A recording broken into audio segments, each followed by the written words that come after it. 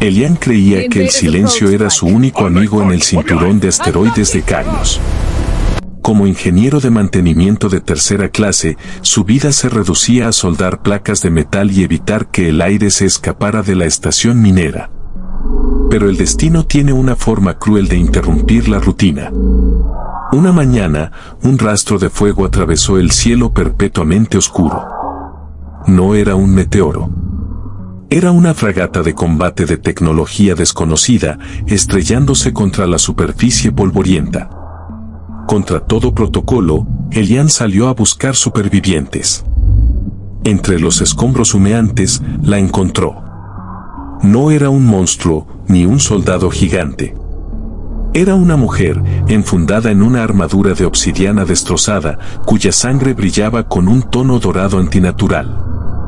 En ese momento, Elian no sabía que al tocar su mano para buscarle el pulso, estaba firmando la sentencia de muerte de todo un sistema solar, o quizás, su única salvación.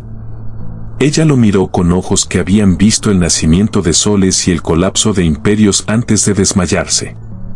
Él solo vio a alguien que necesitaba ayuda, un error que un ingeniero simple no debería cometer. Llevarla a su taller oculto fue una odisea de sudor y miedo.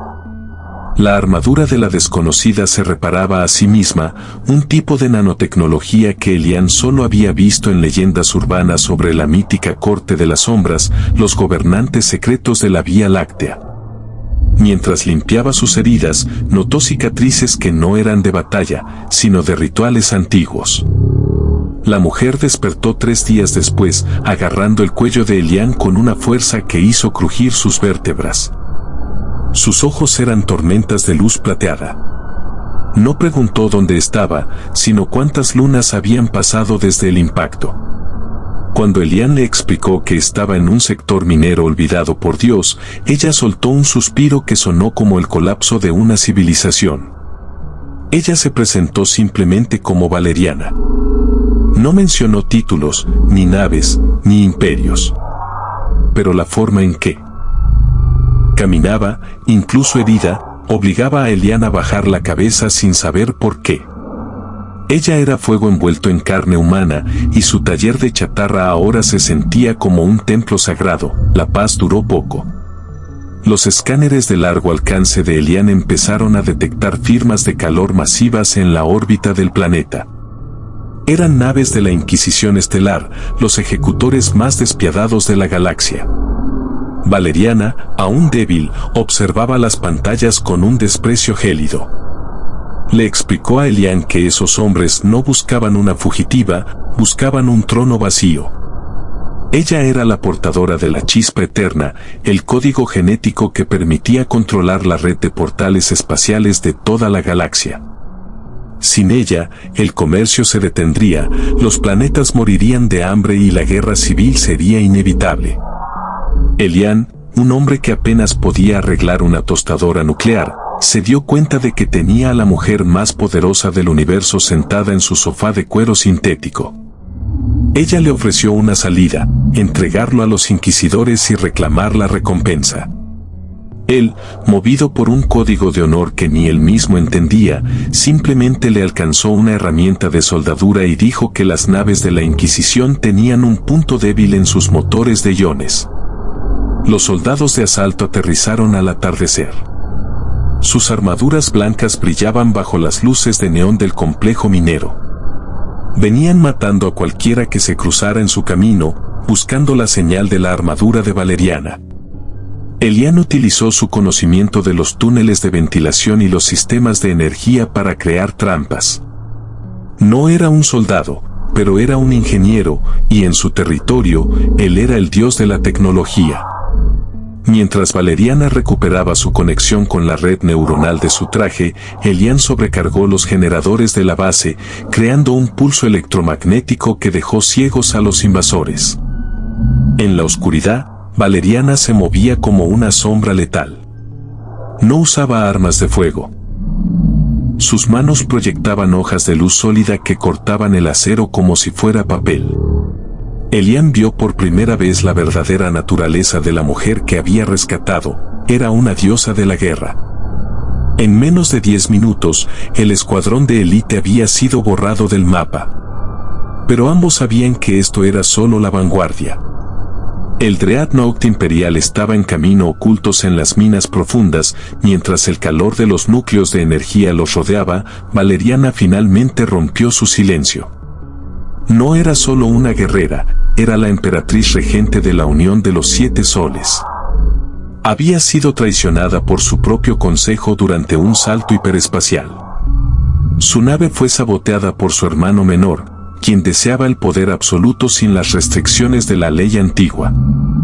Ella le confesó a Elian que su supervivencia era un milagro, pero que su presencia allí ponía en peligro a todos los mineros inocentes. Elian, mirando sus manos manchadas de grasa, le preguntó por qué no se rendía.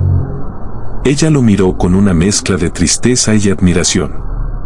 Le dijo que en toda la galaxia nadie la había tratado como a una persona hasta que él la encontró. Para los demás, ella era un símbolo, un arma o una presa.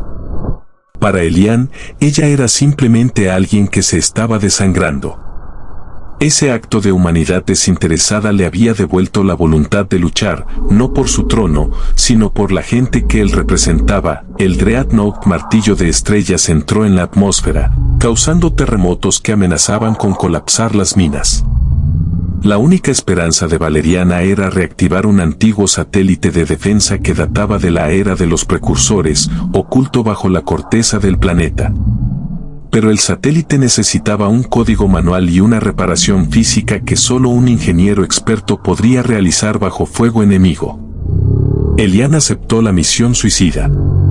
Mientras Valeriana atraía la atención de las tropas de desembarco con una exhibición de poder psiónico que iluminó el cielo nocturno, Elian se arrastró por las tuberías de refrigerante hacia el núcleo del satélite. El miedo era una presión constante en su pecho, pero cada vez que sentía ganas de rendirse, recordaba la mirada de Valeriana. Ella confiaba en él, un simple mecánico de suburbio, para salvar el destino de billones de seres vivos. No podía fallarle. Elian llegó a la cámara del satélite, pero encontró que los sistemas estaban más dañados de lo previsto. Para activar el arma de defensa, alguien tenía que quedarse atrás para estabilizar el flujo de energía manualmente, exponiéndose a niveles letales de radiación. En la superficie, Valeriana estaba siendo rodeada. Su armadura fallaba y sus enemigos, liderados por el comandante de su hermano, se burlaban de su caída.